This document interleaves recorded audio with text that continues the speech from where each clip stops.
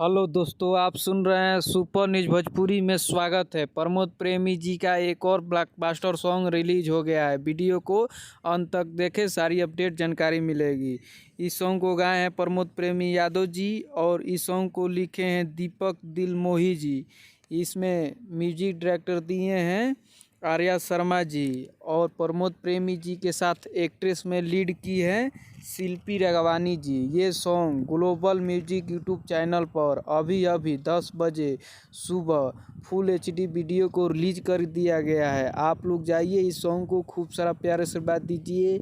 यानी कि आज 17 अक्टूबर को सुबह 10 बजे full HD video global music YouTube channel पर रिलीज हो गया है। जाइए, इस सॉन्ग को खूब सारा प्यार से बात दीजिए और एक से बढ़ के एक अपडेट प्रमोद प्रेमी जी के मिलता रहेगा। चैनल पे न्यू है तो चैनल को सब्सक्राइब करके बेल आइकन घंटी दबा लीजिए ताकि हर एक नए अपडेट मिलता रहेगा। फिर मिलेंगे नेक्स्ट वीडियो।